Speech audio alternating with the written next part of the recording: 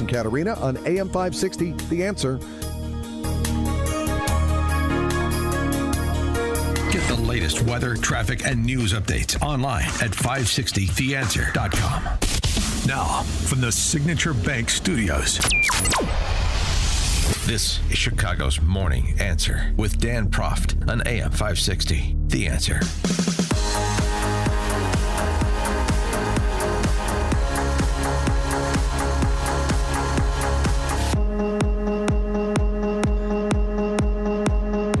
Top of the morning, Dan Proft here. As we discussed in some detail at the outset of the preemptive retaliatory de-escalation strikes against Iran. Do I have that right? Yeah, I think I do. The military campaign. Yeah, only Congress can declare war, but the president still has the power to wage war. And for all of the running around by feckless Dem socialists claiming this is some sort of illegal war. You heard a lot of that blather over the weekend and with the No Kings rallies.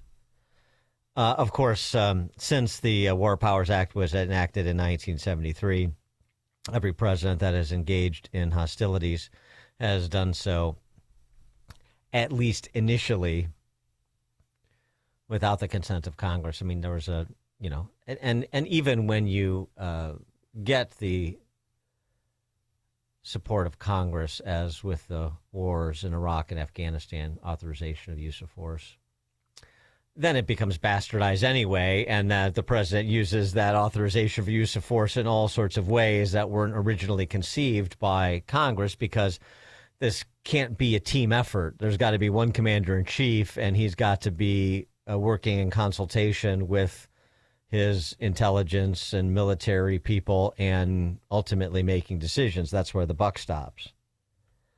So just a reminder on the strictures per the War Powers Act. The president must report to Congress within 48 hours of deploying forces into hostilities or situations where hostilities are imminent. And you remember Marco Rubio, among others, said, look, before the strikes occurred and President Trump addressed the nation the morning after, we consulted with the Gang of Eight, so there was notice given. We've complied with the War Powers Act. Armed forces may not remain engaged for more than 60 days without congressional authorization, per the terms of the legislation.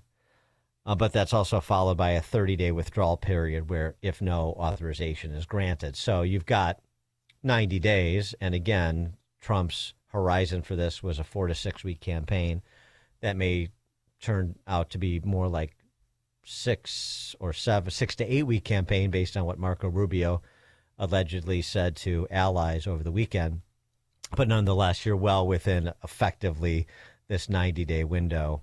And as long as things continue to go as well as they are, even with jittery Republicans, I don't see any defecting from President Trump on this matter. For more on all of this, we're pleased to be joined by Chris Mondics, legal affairs writer based in Philadelphia. Chris, thanks for joining us. Appreciate it. Absolutely. Good to be with you. So I read your piece in The Spectator, Why Every President Ignores Congress on War. Based on what the performances you see from Congress, and largely in both parties, boy, you can understand why, even if there were not presidential powers here, but of course there are. But give us your thesis on that axiom.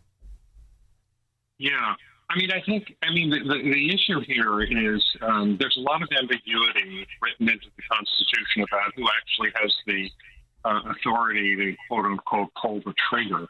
And so as a consequence of that, even though it's technically a legal matter, the courts have been very reluctant to in any way get involved in adjudicating a dispute between Congress and the president over whether or not it's appropriate to go to war in a given circumstance. And they've said over and over again that it's fundamentally a political issue.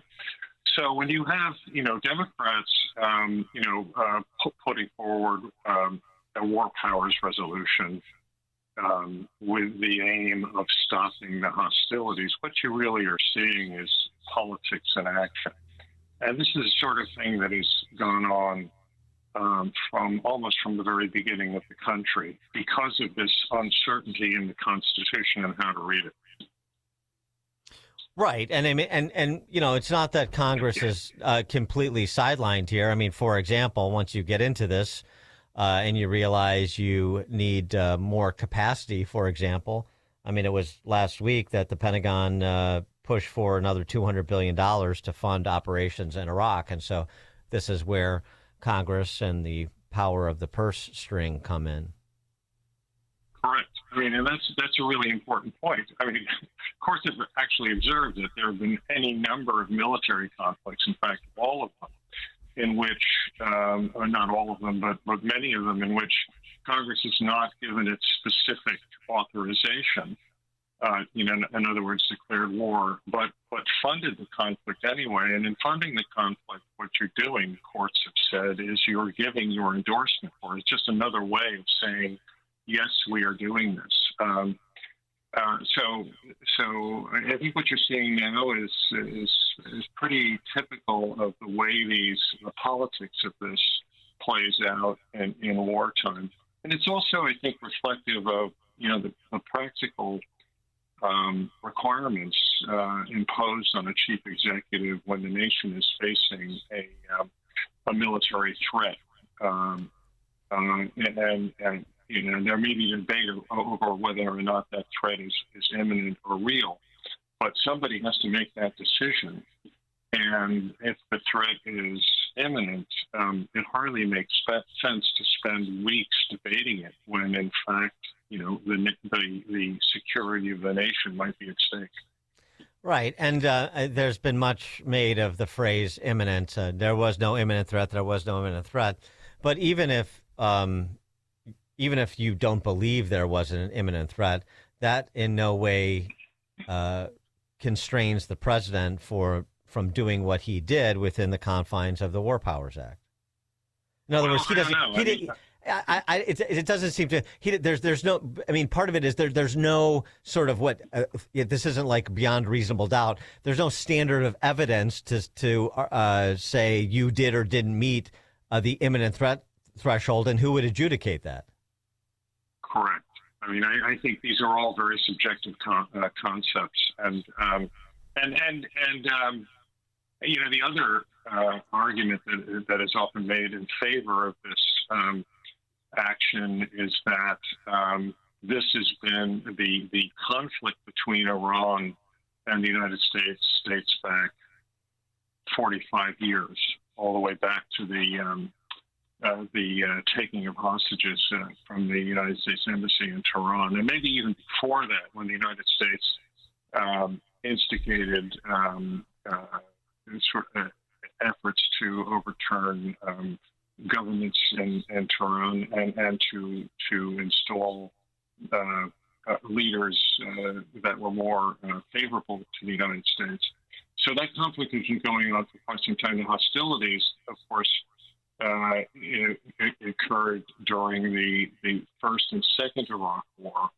And it's important to remember, and I think this is probably what's driving some of the thinking in the Pentagon and in the White House, that all of the roadside bombs, these improvised explosive devices that took many hundreds, if not thousands, of American lives in Iraq during the Second Iraq War and maimed thousands of others, were supplied by the Iranians to the insurgents. So there's this, a history of very serious, severe armed conflict between the two countries. And so the argument goes that what you're seeing now is just an iteration of that. And when you have an ongoing armed conflict, the need to show an imminent threat becomes less important. Yeah. In addition to that, I mean, not just the stated position of pretty much every president, state position around pretty much every president since the revolution there, but also a lot of our erstwhile allies and even sort of newfound allies, some of convenience, share that same view. So the president has to have the latitude, and I think does have the latitude legally, to do these coalition building exercises that you're seeing play out in real time with Gulf states as it pertains to reopening the Strait of Hormuz and other matters in the region. Right. Well, I mean, the baseline question in matters like this, and I think the baseline question that the country ultimately asked in the Second Iraq War was, after it was shown that there actually were no weapons of mass destruction in the possession of Saddam Hussein, is this going to ultimately make it better? Is this a smart thing to do? Is this tactically and strategically in the best interest of the country? And there really is only one person at the outset, or one entity that can make that decision, and that's the White House and the president, who's democratically elected. And over time, people will decide whether or not it was the right thing to do. Right. Bush paid a terrible price politically for the mess that the Iraq occupation became. And voters made their feelings known about that. But for those running around saying this is end this illegal war, and I know this is just the patter of the professional protester, but that just does not have a basis in reality, right? It doesn't. I mean, it doesn't have a basis in reality. It doesn't have a basis in history. It's not a legal question. It's a political question. I mean, you can criticize, the attack and say it was ill planned. We don't know how we're going to get out. How do we make it a success? That sort of thing. Or you might say that there wasn't an imminent reason. I tend to think that 450 and 900 pounds of 60% enriched uranium is, a deep concern for people in this country in the Middle East. But that's not a legal question. That's really something that the elected representative, of the chief executive of the United States makes the decision on that. Chris Mondics, legal affairs writer based in Philadelphia. His piece in The Spectator, Why Every President Ignores Congress on War. Chris, thanks for joining us. Appreciate it. Thanks so much. Have a good day. You too. And he joined us on Chicago's Morning Answer. This is the morning show more Chicago radio listeners are choosing. This is Chicago's Morning Answer on AM 560. The Answer.